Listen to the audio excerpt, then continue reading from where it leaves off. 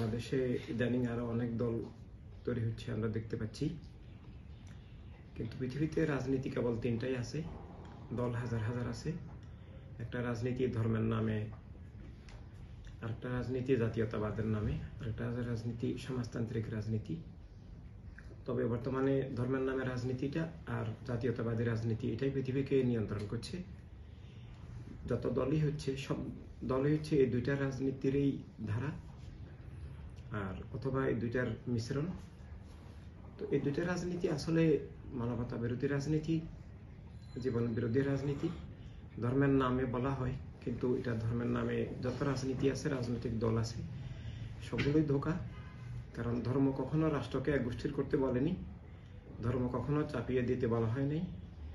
ধর্মের নামে যে রাজনৈতিক দল, এগুলো তাদের দলীয় মতবাদকে, দলীয় স্বার্থকে ধর্মের নামে চাপিয়ে দিয়ে ধর্মের আবেগ অনুভূতিকে ব্যবহার করে মানুষকে ধোঁকা দেয়।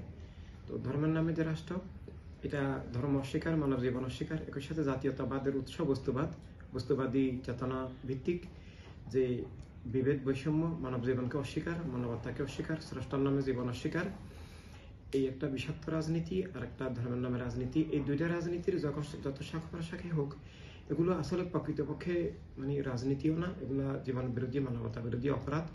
বর্তমান দুনিয়ায় যে মানুষ অমানুষ হওয়া, মানুষ নিজেই মানবতার শত্রু হওয়া, মানবতা বিরোধী হওয়া, অপরদিকে দুনিয়াতে খুন, জুলুম, অবিচার, দারিদ্র্য, পাশবতা, যুদ্ধবিগ্রহ, বিভেদ বৈষম্য, দারিদ্র্য, শোষণ, যা কিছু আছে, তাই এই সবকিছুর পিছনেই এই দুইটা রাজনীতির দাঁড়িয়ে। এই দুইটা রাজনীতিকে আমরা একক গোষ্ঠীবাদী রাজনীতি বলতে পারি, অর্থাৎ রাষ্ট্রকে এরা একক গোষ্ঠীর করে ফেলে।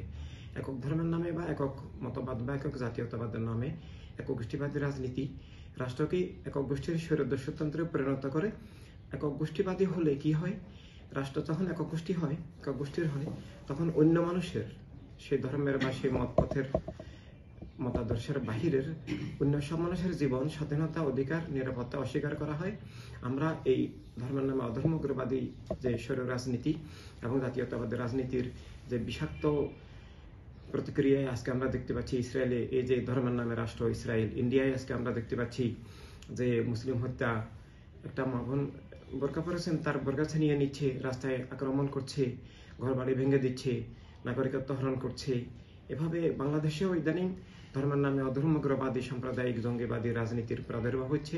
এমনকি সে রাজনীতিকে বর্তমান অন্তর্বর্তী সরকার প্রশ্রয় দিচ্ছেন, তাদের সহায়তায় গড়ে উঠছে। তারা অন্য মানুষের জীবন ধর্ম অস্বীকার করে, এমনকি আসলে এগুলো ধর্ম নয়, এটা ধর্মের নামে দলীয় মতবাদ, বিভিন্ন অনাচার চাপিয়ে দেওয়া হয়। তো তাই দুনিয়াতে মানুষের জন্য দয়াময় আল্লাহ তাআলার দেওয়া, আল্লাহ হাবিব সাল্লাল্লাহু আলাইহি ওয়াসাল্লামের রহমতের যে দান এবং মানব জীবনের যে প্রাকৃতিক রাজনীতি, সেটা কেবল একটাই, সেটা হচ্ছে সব মানুষের জীবন স্বীকার করা, সব মানুষের অধিকার স্বীকার করা, সব মানুষের নিরাপত্তা স্বীকার করা। রাষ্ট্রের মালিক, দুনিয়ার মালিক, সম্পদের মালিক, আলো বাতাস মাটি পানির মতো স্রষ্টার দেওয়া যে সবকিছু সব মানুষের জন্য, সব মানুষের অধিকার ভিত্তিক যে মানবতার রাষ্ট্র, সেই মানবতার রাষ্ট্রের লক্ষ্যে সব মানুষের প্রতিনিধিত্বশীল মানবতা রাজনীতি প্রয়োজন। তো মানবতা রাজনীতি যদি না হয়, মানবতা বিরোধী রাজনীতি যত বেশি হবে তত ক্ষতি হবে।